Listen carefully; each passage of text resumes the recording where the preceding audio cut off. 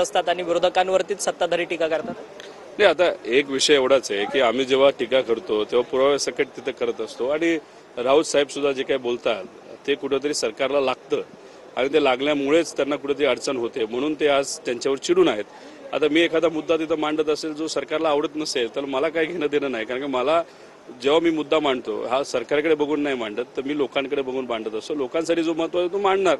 आज आत बोलून दिलं जात नाही अधिवेशनात, म्हणून मीडियाच्या माध्यमातून मराठी मीडिया चांगली मीडिया आहे, ते कुठेतरी आपला आवाज लोकांपर्यंत घेऊन जाईल आणि जे खरे ते लोकांपर्यंत जाईल अशी अपेक्षा आपली असते. परंतु दादांच्या चंद्रकांत दादा पाटील आणि तुमची भेटगाठ सुद्धा झाली. त्यांनी सुद्धा सांगितलं की काही प्रश्न असतील, काही तुमचे मतदारसंघातले प्रश्न असतील तर तेही आता लवकरात लवकर सोडवून घ्या.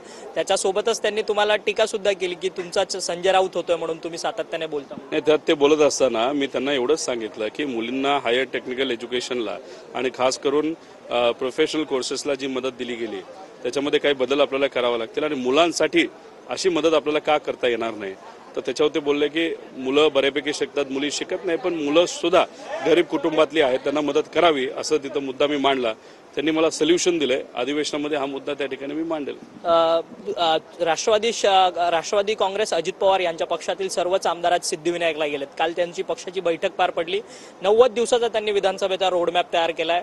बारामतीपासून ते 14 तारखेला सभा घेऊन ती सुरुवात करणार. नाही, रोडमॅप हे अजितदादांनी नेत्यांनी केला नाही, तर अरोरा नावाची एक व्यक्ती आहे, डिझाईन बॉक्स नावाची कंपनी आहे, ज्याला 200 रुपयाचा करार हा त्यांच्या 200 कोटीचा करार हा तिथं अजितदादांच्या पक्षाला तिथं केलेला आहे.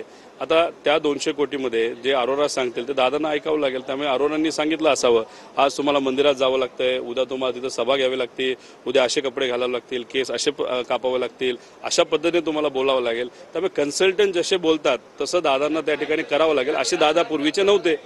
परंतु ज्या पद्धतीने हा सगळा ट्रेंड वाढत चाललाय, कारण की प्रशांत किशोर झाले, त्यानंतर आता तुम्ही अरोरांचं नाव घेताय, एक असे पॉलिटिकल स्ट्रॅटेजिस्ट हे पक्षाला उभारी देण्यासाठी कितपत यशस्वी ठरू शकतात? तुम्ही तुमची आणि लोकांची नाळ जेव्हा तुटते तेव्हा तुम्हाला कन्सल्टंटची मदत त्या ठिकाणी लागते आणि तीच मदत कदाचित त्या ठिकाणी या सर्व लोकांनी घेतली असं आपल्याला बनावं लागेल.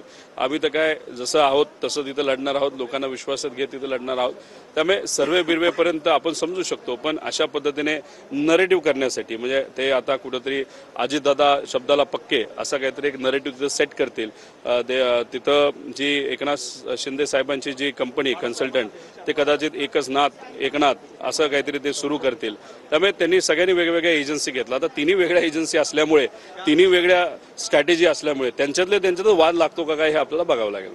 धन्यवाद, तुम्ही आमच्याशी बातचीत केली. हे होते रोहित पवार, ज्यांच्यावरती चंद्रकांत पाटलांनी थोड्याच वेळापूर्वी मिश्किल टीका केलेली होती. त्या मिश्किल टीकेला उत्तर देताना रोहित पवार म्हणतात की जर सभागृहात आम्हाला बोलू देत नसतील सत्ताधारी तर आम्हाला माध्यमांच्या समोर विधिमंडळात येऊन बोलावं लागतं. त्यामुळे मी माझे मुद्दे जे आहेत ते सातत्याने अशाच पद्धतीने मांडत राहणार असं जे मत आहे ते रोहित पवार यांनी आपल्याशी बोलताना